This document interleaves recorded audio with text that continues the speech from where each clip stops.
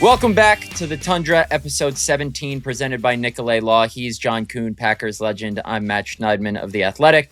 Before we get started, make sure to like, comment, subscribe on our YouTube channel, The Tundra GB. Follow us on Instagram and X at The Tundra GB. And listen to us wherever you get your podcast. Happy holidays. Merry Christmas. Hopefully our gift to you is this content, and your gift to us is those follows and likes and views. So we appreciate you as always. All right, John, let's dive into it. We got a lot to get to. We're getting down to the nitty gritty of the Packers season.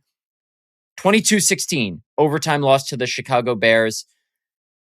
A lot to dig into from that, but where I want to start is kind of breaking down what went wrong. A lot went right, and Warren Brinson, the Packers rookie defensive tackle, said it after the game. Great, we played a solid 58 minutes, but there's a reason the games are 60 minutes and then obviously and change in overtime. The last couple minutes, Packers did everything wrong that they possibly could have. Let's start with Warren Brinson's face mask and just break it down play by play of where they went wrong. Is that a play where you can fault him, or is that simply unlucky and a guy making a football play? Yeah, that's a football play, and that's the breaks that happen every now and then. There are certain penalties you can live with, and there are certain penalties you can't. Obviously, you can't live with taunting penalties, unsportsmanlike conduct penalties. You can't live with pre-snap penalties.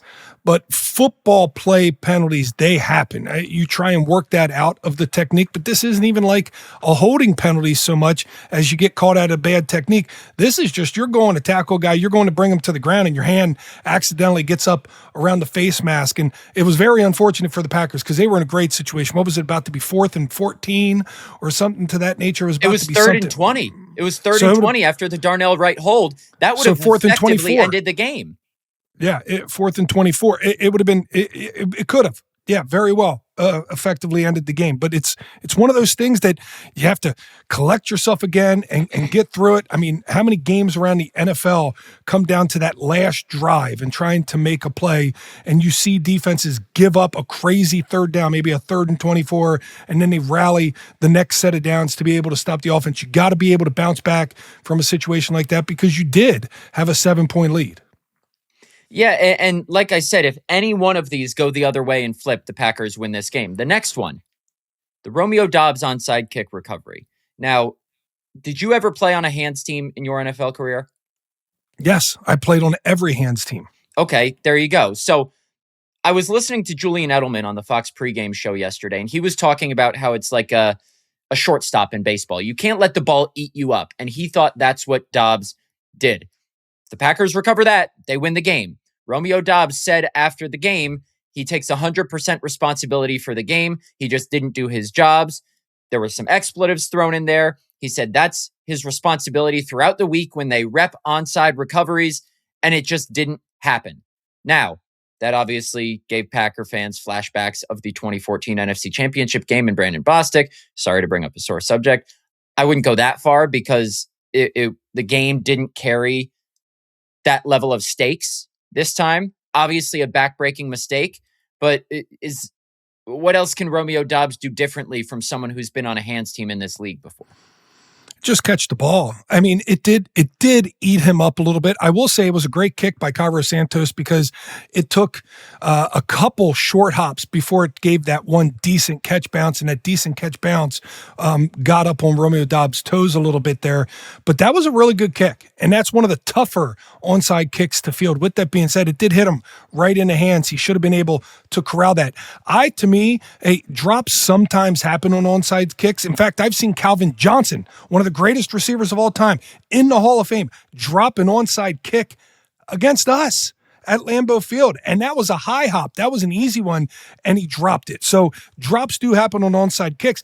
I had more of a problem with the blocking unit in front of Romeo Doubs, so that when he did muff it, he didn't really have the opportunity or the time to recover it after he did muff it, because it's not like it bounced off his helmet and bounced 10 yards away from him. It was right there at his feet for the ability to go down and get it. I didn't feel like there was an urgency in the blocking unit in front of him to give him the additional time necessary. It's almost as if they were just relaxing, getting out of the way of the football and just saying, Rome's going to make this catch, and letting the play itself out. I think Rob Domofsky talked to Javon Bullard in the locker room after the game, and Javon was on the blocking team, if I'm not mistaken, and he said they blocked it up fine. Obviously, you could beg to differ, but so the Warren Brinson face mask, the Romeo Doubs onside recovery, and then the third big one, the third self-inflicted wound that the Packers had that if they don't have it, they win the game, is the 4th and 4 touchdown pass to Jahdae Walker, where he's left wide open in the back right corner of the end zone. It's a miscommunication between Nate Hobbs and Keisean Nixon. Maybe it was a miscommunication between only one of those guys, because clearly someone was supposed to follow Walker as Zacchaeus runs the slant and someone didn't. From the play, it looks like Keisean Nixon's supposed to follow him because he's the outside guy. We don't know that for certain.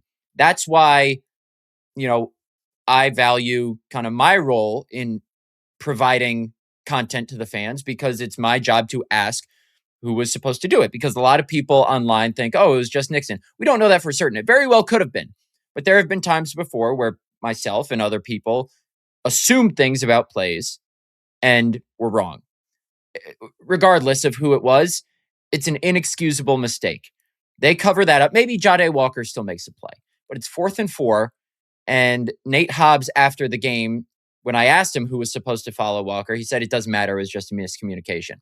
Matt LaFleur would not say yesterday, when directly asked who was supposed to follow him, who was supposed to follow him. Jeff Hafley will probably be asked that later this week, maybe, and he's not going to say. Do you know who was supposed to follow him, John, based on your knowledge of NFL defenses and offenses, or do you not even know who was supposed to follow him?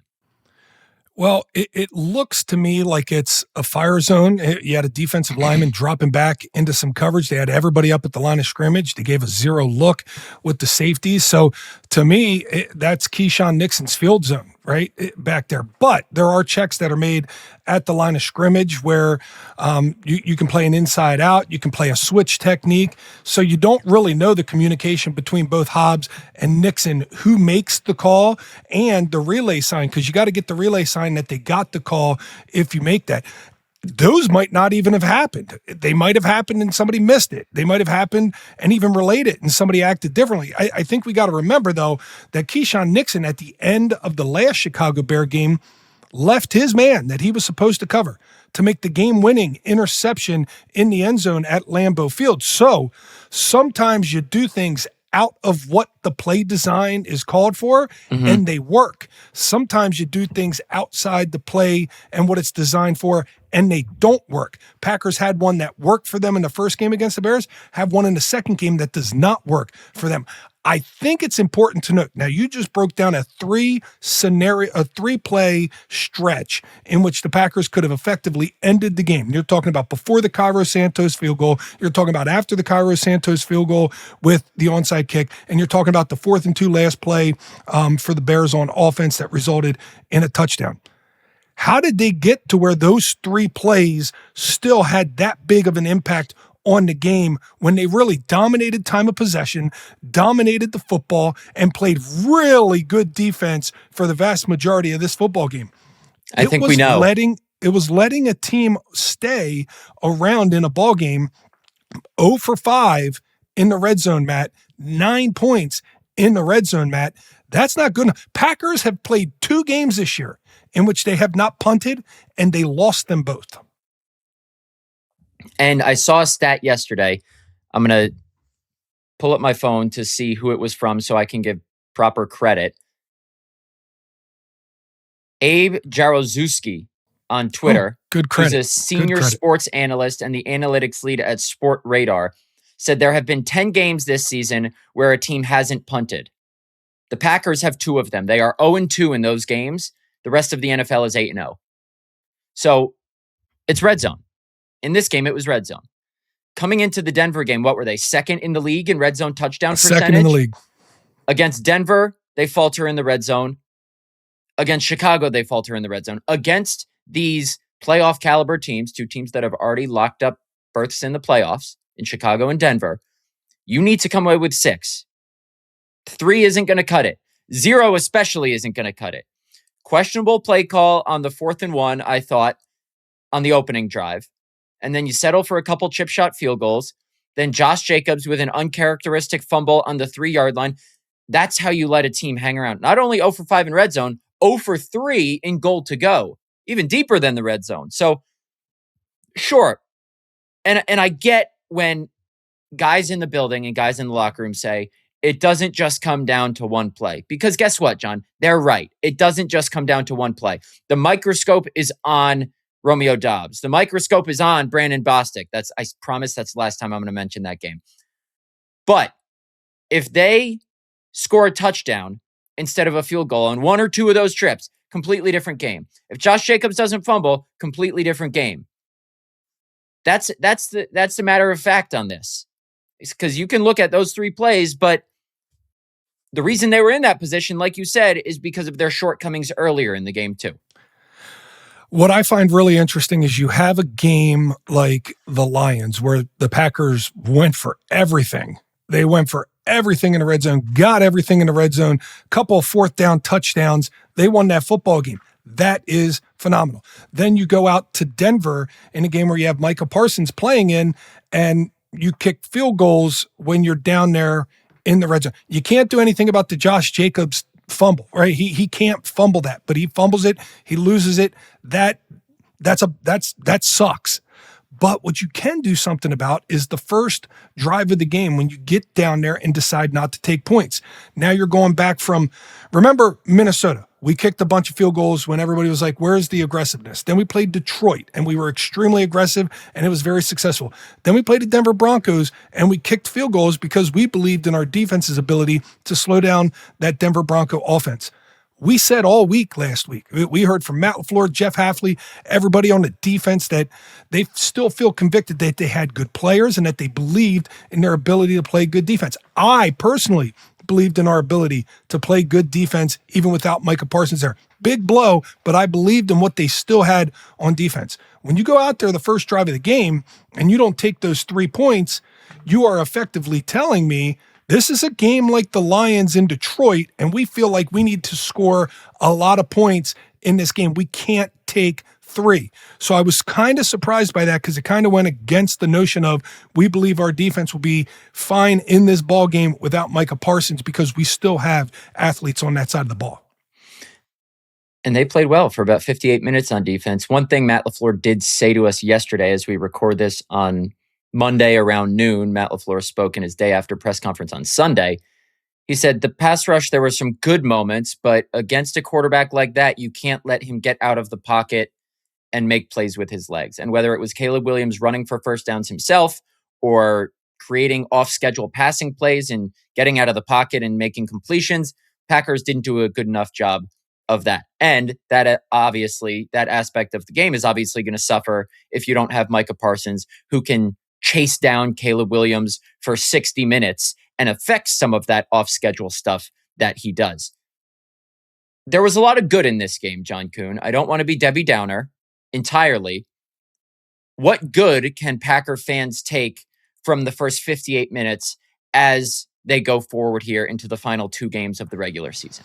Well, I think you look at the defense and the fact that they traveled very well. They went on the road, and no matter how you feel about the Chicago Bears, they're a team, I think you have to validate them as being one of the best teams in the NFC this year. You went to Soldier Field in a game that you knew was going to be a crazy environment, and you played good complementary football. The offense ran the football effectively. Even without Jordan Love, Malik Willis went in there, moved the football, matriculated it down the field, held on to the time of possession, kept the Chicago Bears offense off the field for the majority of that football game. And when the defense went out there, they played well. A couple plays at the end that you look at and you're bummed about. But in the end, you have to say, hey, everything that they said about this defense without Micah Parsons, everything these Packer players on the defensive side were insinuating last week that we still have players, they proved it. They proved they can still be an effective defense, albeit in a different style than when they have Micah Parsons, still an effective defense and can complement this offense, especially when they're holding on to the football. Yeah, I agree too. And I think some unheralded guys stepped up and made plays. Jordan Riley, looking like Kenny Clark against the run, wearing that number 97. I thought Nate Hobbs had some nice plays. The one guy people love to talk about, though, and it wasn't all bad, but the spotlight was on him at the end. And I want to use this as a segue to discuss our final topic before we get into our next segment, is Keisean Nixon. He is a mercurial cornerback. And what I mean by that is the perception of him outside the building is up and down and goes on a roller coaster. And sometimes his play does too.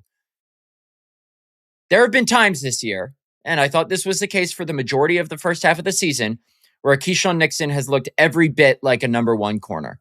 He has had some rough moments in Pittsburgh, against Cincinnati, but that was just because Jamar Chase is really good. Pittsburgh, some of those penalties early in the game. Against the Giants, he wasn't great. Against the Bears, he wasn't great all the time in the first game, but then he comes up big at the end of the game. And then the end of the game stuff in this past game is going to get magnified. And it just kind of plays into, okay, Keisean Nixon's at one extreme or the other, both inside and outside the building, I think. And that game-winning play from DJ Moore wasn't even bad coverage. It was just a perfect throw and catch. You get beat sometimes. We don't even know, like I said, if the end of regulation play was Keisean's fault. But I use that to say, and I'm fascinated to hear your thoughts on this as a former player. Keisean is ready to talk to media after the game as a prominent figure in how the Packers collapsed, whether it was his fault or not. He comes out of the shower inside the visitors' locker room at Soldier Field, fully dressed, steps in front of the cameras that are around his locker, and right as he's about to talk, and he appears ready to talk, Nate Hobbs cuts in front of him from the locker over and says, no, Keisean's not doing media. Get out of here. Kind of shoos us all away until we leave, tells us to go to the other side of the locker room. And I want to preface this by making one thing clear. You might laugh at me when I say this. I don't want to seem like the journalist who's getting on his soapbox and the woe is me and the players owe me this, because they don't. It doesn't affect me personally what Keisean does. It actually gave me probably a better story or a better anecdote to lead my story with that he did this. But instead of Keisean saying, no, Nate, I got to face the music, I got this, he just walked away.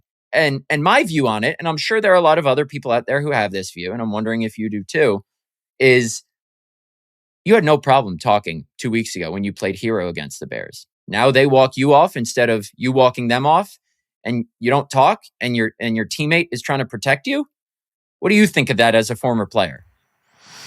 I find it interesting. You definitely should face the music, right? I mean, part of your perception is how you carry yourself, not just on the football field, but off the football field. But I also find it interesting because it wasn't initiated by him. It was initiated by a teammate to suggest this, to do this. And it comes off with more questions than answers. And you want to get rid of the media and not have to talk to the media after the game. Well, answer the questions and answer them quickly, because that's the fastest way to get rid of the media. If you don't, it only brings up more questions. Why did Nate Hobbs not want you talking to the media? Was he trying to help you, or was he trying to hide something? And why are you willing to walk away? Was it truly your mistake, or do you just not want to get fined because you're going to say something emotional and outlandish at that point in time?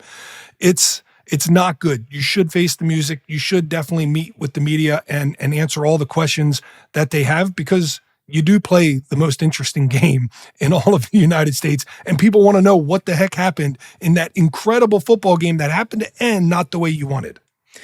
And I would also like to add just one more quick thing before we get into our next segment. Keisean has talked before in my 4 years covering him when things haven't gone right for him. So this is not an every time thing.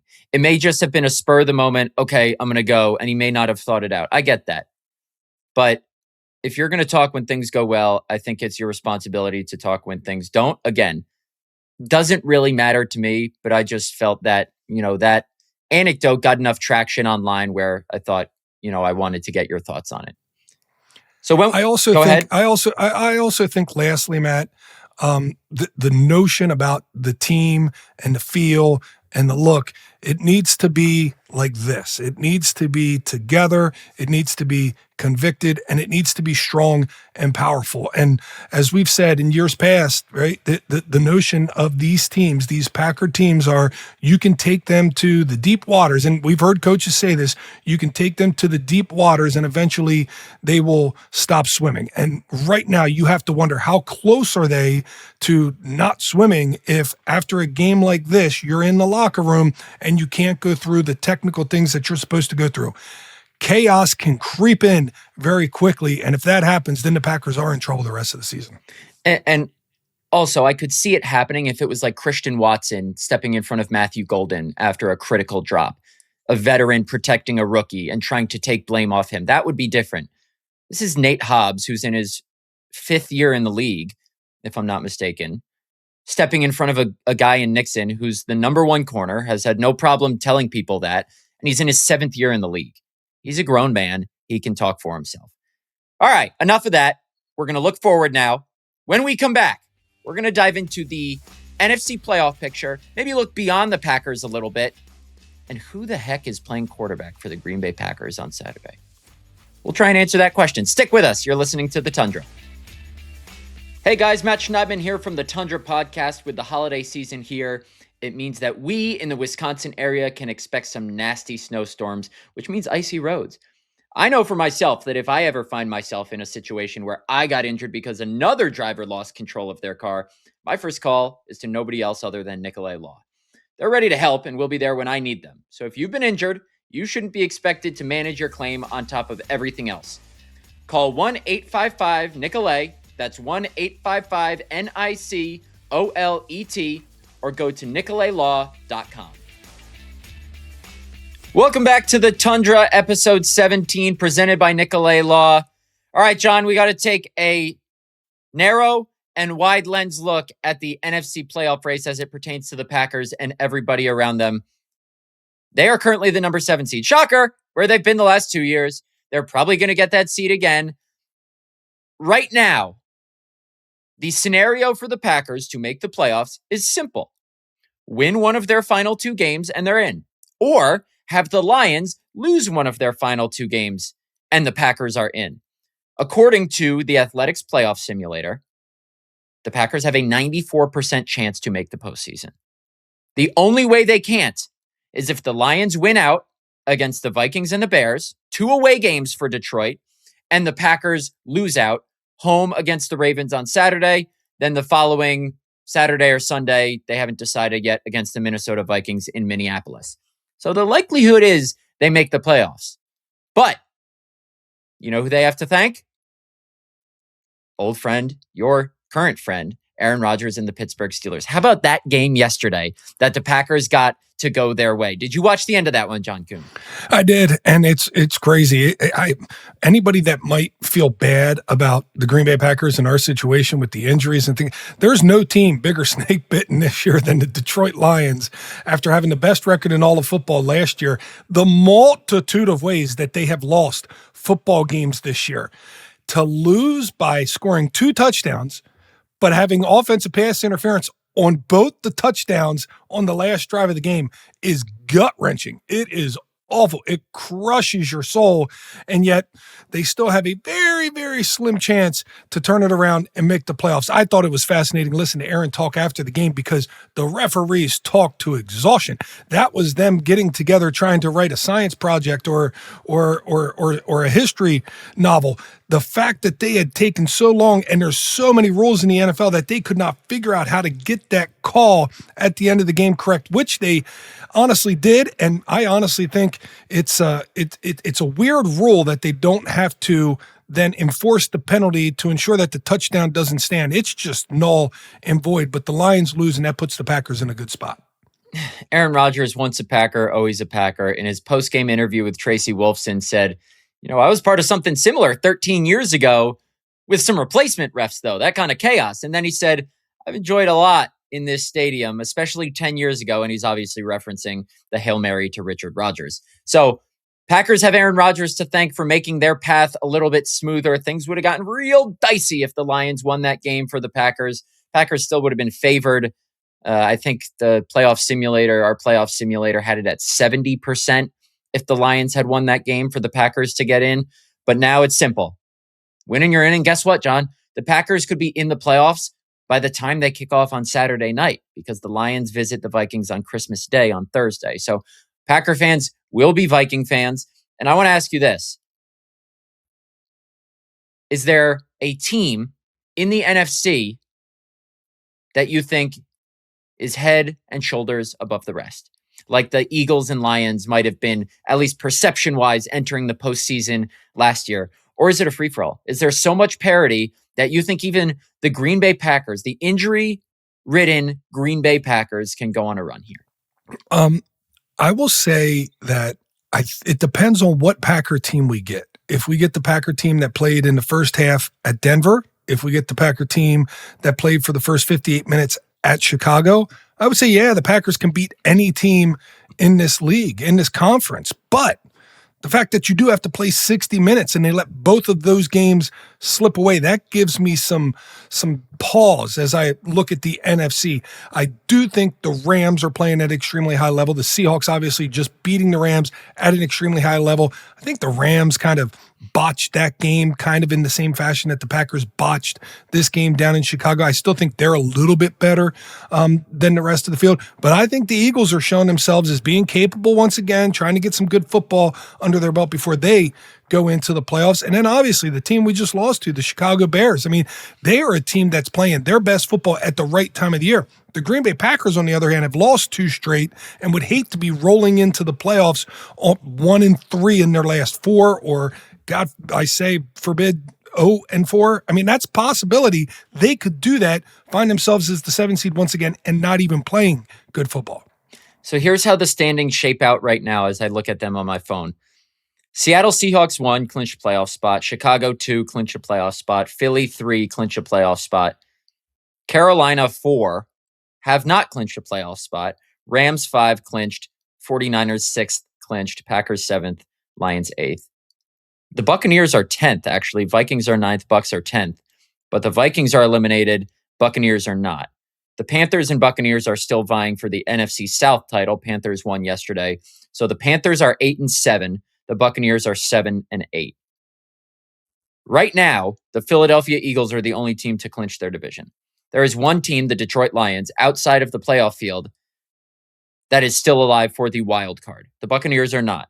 So essentially it comes down to the Packers or the Lions for that number 7 seed, unless the 49ers falter here. They play tonight as we record this on Monday, so you'll already know the result. Right now, it appears the most likely playoff game for the Packers is, surprise, surprise, a trip to Soldier Field. Because right now the Bears, I believe, sit 1 game up on the Eagles for the 2 seed, and they have the head-to-head from beating Philly on Black Friday. What would you think, John, about another Packers-Bears game, the third one, the rubber match, at Soldier Field?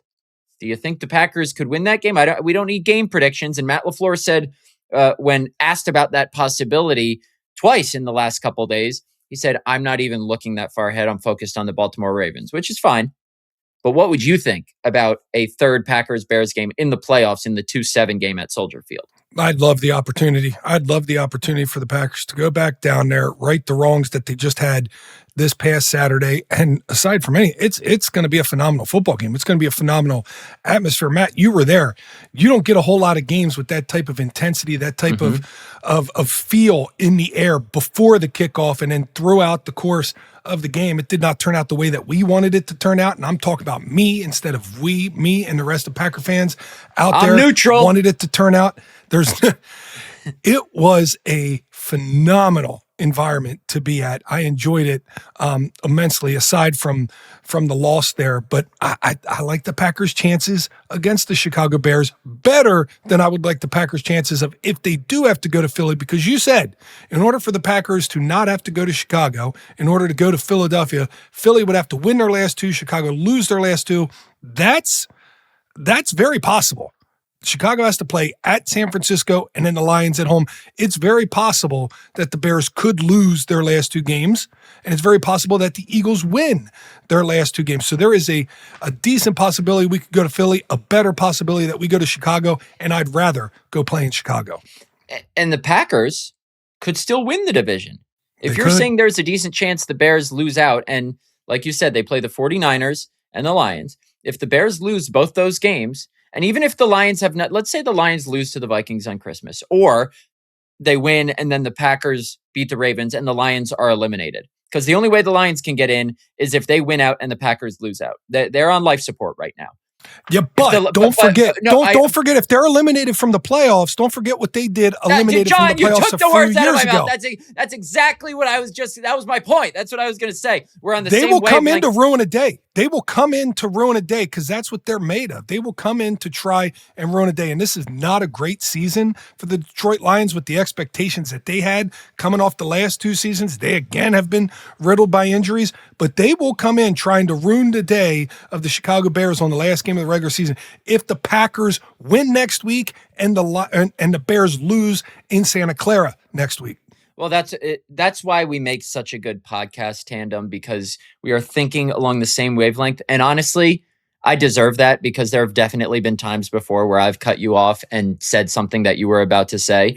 You jump the gun all the time on me. It's right. Not fair. I got great stuff to say. I wouldn't say all the time, relax, but that is exactly what I was going to say. My point was that even if the Detroit Lions are eliminated, we saw how they can ruin another team's season with they wouldn't ruin the Bears' season, but we saw how they play even when they have nothing to play for in the 2022 finale at Lambeau. Don't count them out, even if they are eliminated when they play the Bears. Now, obviously, the Bears lose out, Packers win out, Packers win the division. They probably get the 3 seed. We don't know that for sure. I would enjoy that if the Packers are going to make the playoffs, because that would mean I don't have to travel. And I'm sick and tired of traveling. I'm complaining when in reality I will never complain about the job I have, because I get to go different places in the country and I get paid to watch football for a living. But if I had a choice, I would like to have a game at Lambeau instead of on the road. Who do you think are head and shoulders above the rest in the NFC, or do you think it's a free-for-all as well? I don't think there are teams or even a team that are head and shoulders above the rest like the Lions and Eagles were last year. Obviously, the Lions ended up losing to the Commanders in the divisional round, so they didn't end up being head and shoulders above the rest. And you can even make the case that the Eagles, their performances weren't head and shoulders above the Rams or even the Packers, but just perception-wise, like I said, the Rams and Seahawks this year, I think, are a step above everybody else. I don't think they're head and shoulders above the rest, but I think they're a step above. And the 49ers could yet win that division by winning their last 3 games. That's the craziest. That's the craziest part about the NFC, and that's why you don't count your chickens before they hatch. Anything can happen here. I will say this: even if the Packers have to play the Rams,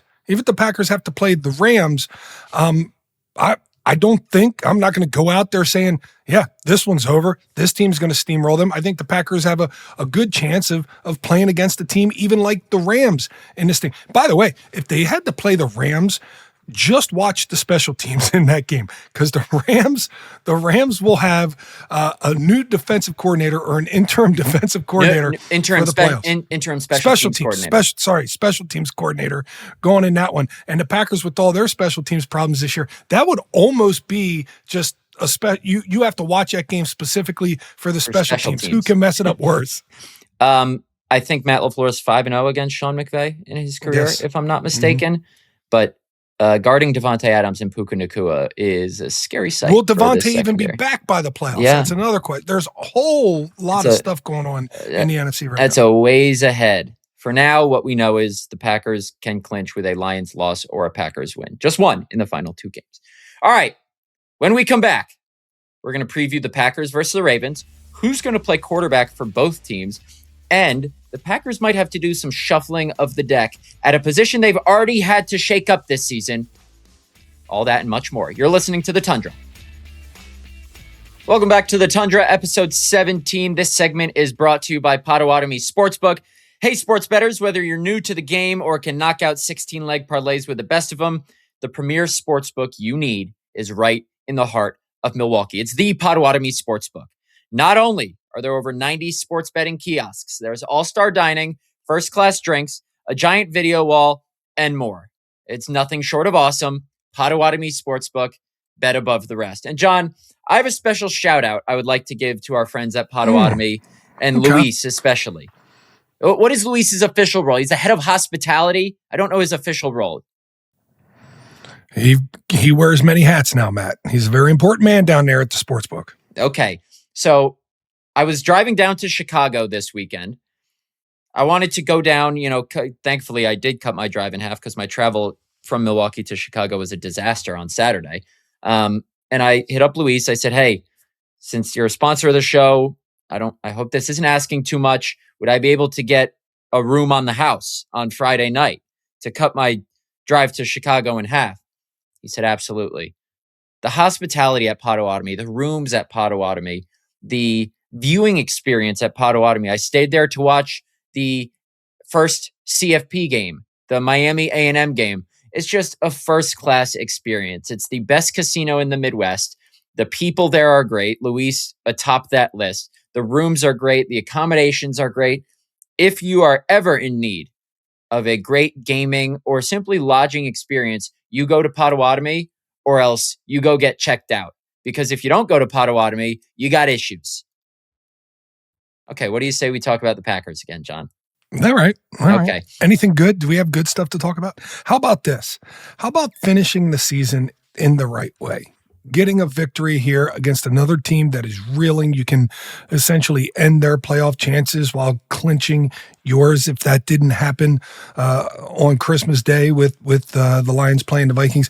Just finishing this season in a good way so that we can go into the playoffs with hopes and aspirations that are believable. This team played so well down in Chicago for the vast majority of that football game, and you started to feel that heartbeat coming back to the team after losing Micah Parsons and losing that game back in Denver. It would have been a lot different field this week talking about a team after a victory than what we witnessed. And with that being said, that's how fickle the NFL is. That's how quick things can change. So getting a victory this week against the Ravens at home at Lambeau Field and doing your own work for yourself, clinching a playoff spot and potentially keeping the NFC North hopes alive, that would be huge. You see, where I was going to go first is we don't know who's playing quarterback for either team on Saturday night. Let's tackle the Packers quarterback situation first. Jordan Love is in the concussion protocol. He got a concussion about midway through the second quarter when Austin Booker had that helmet-to-helmet hit on him that was flagged. You can make the argument that Jordan kind of bowed his head into him, so it wasn't all Booker's fault. But nonetheless, Jordan Love suffered a concussion. It was his first documented one in 6 years in the NFL. Missed the rest of the game. Matt LaFleur told us yesterday, so Sunday around 3 p.m. Central Time, that he had not yet talked to Jordan Love, but from his conversations with others, he thought Love was doing better. The concussion protocol is tricky, John, because it's not like an ankle or a knee, where it's like, okay, can you push through? Are you good to go? Let's see how you are throughout the week of practice. It's very black and white protocol. You have to pass specific steps, specific tests to clear the protocol. All concussions are created differently, too. As you know, Josh Wiley missed a whole week of practice and the game after suffering a concussion in Denver. Some guys clear the protocol and play. Some guys, could be out for a couple weeks. We don't know the severity of Jordan Love's concussion yet until we get into this week. We'll know tomorrow. So today, if you're listening to this on Tuesday, if he's practicing, I don't expect him to practice. It would be crazy if he cleared the protocol that quick. And even if you practice, that doesn't mean you're cleared to play. It is just part of the return to play process in the protocol. So guys have practiced before and not yet been out of the protocol. So it'll be fascinating to watch how Jordan Love progresses through that this week. And then Malik Willis injured his right shoulder, his throwing shoulder, on the final play of regulation when Montez Sweat blew by Jordan Morgan and sacked Willis, threw him down on that right shoulder. He still played overtime, completed a couple passes, but LaFleur called Malik Willis's shoulder injury a legitimate deal when he spoke with us yesterday and said it's just another thing that's going to complicate the other thing, referencing Jordan Love's situation. So, John Kuhn, I ask you, how's your arm feeling? Can you play quarterback for the Green Bay Packers on Saturday night?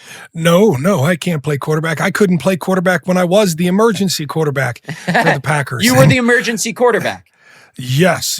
That's and basically what that meant is I went in there and I called the plays. I called the plays in the huddle and we direct snapped it to the running back, or every now and then Randall Cobb or Jordy Nelson in the backfield would throw a simple 3-step drop. And I mean, that was about it. When you hit emergency quarterback status, you have about 6 plays you can call. That's it. There's not enough time throughout the course of a week to practice over a scenario like an emergency quarterback. And if you ever get stuck in that situation, we saw it a couple years ago with the 49ers in an NFC championship game where they had to run Christian McCaffrey out there and play emergency quarterback. And they basically just ran their wildcat. And that's what it looks like. That's what it would look like. So me knowing that the Packers only have to win one game to make it to the playoffs, might not even have to do that by the time Saturday rolls around. I'm probably not playing Jordan Love in this game. I'm probably not going to play Jordan Love in this football game. I think Malik Willis is going to be good enough to play. I don't know that. I don't have any insider knowledge, but I believe that Malik Willis will be able to play this football game because I watched him go out there just a few plays after injuring his shoulder and throw a perfect ball to Jaden Reed across the middle. So I would imagine that being the game plan here in this Malik Willis play, unless Jordan Love passes with flying colors. Unless he passes the protocol with flying colors, I would rather have him for the last game of the regular season and the playoffs than risk him suffering another injury and not having him for the last game of the regular season. That's just my stance on it. I don't know what the Packers are going to do here, but I'd roll with Malik Willis, call up practice squad, and maybe even try out some guys. Yeah, I would not be surprised if on the transaction wire later today, you would already know, and you might already know when you're listening to this, if they signed a guy. I would not be surprised if they are trying out some guys literally as we speak in the Hudson Center on Monday afternoon at 1:23 p.m. and maybe sign one to the practice squad for insurance. The only guy they have on the practice squad who's been here since August, signed as the Packers' number 3 quarterback on that practice squad after they said Sean Clifford essentially wasn't good enough to do that, is Clayton Tune, the 2023 fifth-round pick of the Arizona Cardinals. Now, he has not been promoted. He has not been on the active roster at all. I don't really know what they have in him. We don't really know what they have in him. But we could get into a situation here on Saturday night at Lambeau Field where Clayton Tune is starting for the Packers in a win-inning game. That would only be fitting for how this season has gone from a health perspective from the Green Bay Packers. You mentioned something interesting, John, and I want to dive into it a little bit more. Is the Packers maybe giving Jordan Love some extra time to rest if they already have a playoff spot locked up? I know how Matt LaFleur operates at the podium. If we ask him, hey, are you more inclined, if you have a playoff spot locked up by Saturday, to rest Jordan Love even if he clears protocol? LaFleur's answer, and I can pretty much recite every answer he's ever going to give, is no, we're gonna play as if we need to win this game. If Jordan clears protocol, he clears it. That's probably not the truth, though. The other natural thought to creep in is, okay, if we can afford to give him another week of rest, protect that head a little bit more, maybe we can get by with Malik. They're never going to say that because it would appear as a slight to the Ravens, like, hey, we can beat you with our backup quarterback. But that thought has to naturally creep in if you're a coach and a team, correct? Yeah, if I remember back to 2010, Aaron Rodgers got a concussion before we went to go play New England. It was a big game. It was a Sunday night game, and there was a lot of talk of, man, could he come back? Could he pass? Would he be able to play? Now, I think he had a concussion earlier in the season as well. So we took the safe route, not play Aaron Rodgers in a big-time game at Foxborough with Matt Flynn as our starting quarterback. And that was a big moment for us, right? To put that on the line, to put that game on the line, not having Aaron Rodgers play. But we came out of that game with an opportunity to still hold our own destiny in our hands and win our last 2 games and make the playoffs with a healthy Aaron Rodgers. I look at that as kind of my baseline here for what I'm doing with Jordan Love. The goal here for the Packers is not just to win a game. It's not just to make the playoffs. The goal is to do something in the playoffs. And you're going to need Jordan Love to be able to, or at least feel confident enough to win those 4 games to make the Super Bowl. And I'm not giving up yet. The players don't give up yet. The coaches don't give up yet. Everybody believes that once they get into the playoffs that they can win and they can go all the way. So you got to set yourself up the best way you can. And I think that is specifically this weekend, especially if the Lions lose. If the Lions lose, there's no way I march Jordan Love out there. If the Lions win, I would consider putting Jordan Love out there for this football game if and only if he passes the protocol in flying colors. Okay. As I said, we don't know who's going to play quarterback for either team. Lamar Jackson hurt his back last night in a loss to the New England Patriots that essentially has the Ravens on the brink. The Ravens are 7-8. the Steelers are 9-6 in the AFC North. And I'm reading the tweets of Jeff Zrebiec, who covers the Ravens for us at The Athletic. His tweets from last night. Lamar Jackson says he has a CT scan tomorrow. Said he was in too much pain to continue. Said he got a Toradol shot and tried to throw the ball, but it wasn't happening. Jackson was in visible pain after the game, was leaning on lockers as he spoke, struggled to get dressed, grunting and grimacing the whole time. So the Packers could see Tyler Huntley, Pro Bowler Tyler Huntley, on Saturday night. We could have Tyler Huntley against Clayton Tune with both teams having plenty at stake in this game. That would be fascinating, to me at least. You know, we've seen Tyler Huntley in a game before. We went down to Baltimore. I think it was 2022. 2021. Or was it 2021? I had COVID in the press box during that game, unbeknownst to me. TMI, man. Anyways, we went down there and we thought we were in a case where, okay, we might catch a break here playing Tyler Huntley instead of Lamar Jackson. He's a very capable backup quarterback in the NFL. When you talk about what Malik Willis is able to do for the Green Bay Packers offense, Tyler Huntley does a lot of very similar things for the Baltimore Ravens offense. But with the way that the Ravens lost that game this past weekend against New England, I got a feeling Derrick Henry is going to get a pretty heavy dose here against the Green Bay Packers. I would agree. Now, there is another position that is dealing with injuries here on the Green Bay Packers. It's the tight end position. They obviously already lost Tucker Kraft to a torn ACL in week 9. John Fitzpatrick, nobody said it officially, but that's a ruptured Achilles. That's an Achilles tear. Anytime you're ruled out with an Achilles that quickly, it's not good. I saw Fitzpatrick leave the locker room on crutches. Matt LaFleur said yesterday that he has talked with Brian Gutekunst about their succession plan. They have a plan. Are they going to sign Mercedes Lewis off the Broncos practice squad? Are they going to just promote McAllen Castles or Drake Dabney from their own practice squad? Are they going to try guys out? Right now, Luke Musgrave is the only tight end on the active roster because they cut Ben Sims. Ben Sims was signed. They lost Tucker Kraft. They lost John Fitzpatrick. They've only been rolling with 3 guys on the active roster, and now only one of them's healthy. So it'll be an interesting scenario to see what the Packers do at tight end, especially this week when you need some of that 12, or maybe they just run 11 personnel and Luke Musgrave plays 100% of the offensive snaps. Well, and that's interesting, Matt, because this past game, when we only had 2 active tight ends, that was the first time that had happened, I think, in 5 years for Matt LaFleur to have less than 3 tight ends active in a football game. It might be the only time they've had less than 3 tight ends, in fact, because the last time they didn't have 3 or 4 active tight ends for a game, they had 5 in 2021. So this is a situation where Matt LaFleur, he loves 12 personnel, likes 13 personnel, really loves living in 11 personnel. So they're going to have more tight ends. They'll have 3 active tight ends for this game, I believe, so that if they do find themselves in a situation like this last game, when you only have 2 tight ends and then one of them gets hurt and now you're down to 1 tight end, has to take every play of 11, that's too thin. You can't do that in this offense. And maybe Josh Wiley clears concussion protocol and plays on Saturday night. Obviously, like I said, we don't know where he's at in that protocol. He could give them another body at the position, and he's made some nice plays here in the last couple of weeks, but that is a position to keep an eye on going into this weekend's game. All right, score predictions.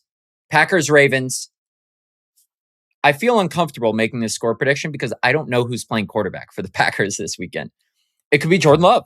Could be Malik Willis. Could be Clayton Tune. Could be a guy that's not even on the roster right now. So do you want to give a quick score prediction if Jordan Love plays, if Malik Willis plays, if other plays? Do we know if Lamar Jackson's playing? No, I don't know. Exactly. This one's impossible to pick. It's too early in the week to even think about picking it, but I'm going to assume that they put out comparable quarterbacks, whether it's Malik Willis versus Tyler Huntley, whether it's Lamar Jackson versus Jordan Love. And I'm going to pick the Packers to win a very close game going down to the wire here against Baltimore. And I'm going to pick it to be 23-21. Who's playing quarterback then for the Packers? I'm making an assumption. I told Malik Willis? If Malik Willis plays, he's playing against Tyler Huntley. If Lamar Jackson plays, he's playing against Jordan Love. That's the way that I have this thing playing out. I'm just going to say the Packers win this game. It's hard. I don't know who's playing. I don't know what players are playing. I think there are more injuries to impact players this year than I can ever remember for this Green Bay Packer team. That's why it makes it such a mystery, but it's also why it gives me all the faith in the world that they just have to turn this tide that they're having this late in the season, finish the season in a good way going into the playoffs, because as we saw just this past Saturday, roll a team out there after a week's worth of practice, they can be inspired and they can execute. They can also mess it up in the last 2 minutes, but they are still a talented football team. All right, I'm going to go if Jordan Love plays win, if Malik Willis plays win, if anyone else plays loss. That's what I'm going to go with. That's my prediction. Who cares about the score? There's just too many variables to predict a score. All right. That's a great end to this podcast, right, John? We appreciate everybody for listening. As always, Merry Christmas to all of our listeners, to all of our viewers. Do us the gift of subscribing, liking, commenting on our YouTube, the Tundra GB. Follow and like and retweet all that good stuff on Instagram and X at the Tundra GB. Those are those handles. Listen on all podcast platforms. We appreciate everybody that helps us grow this show in its first year during this holiday season. We'll catch you next week.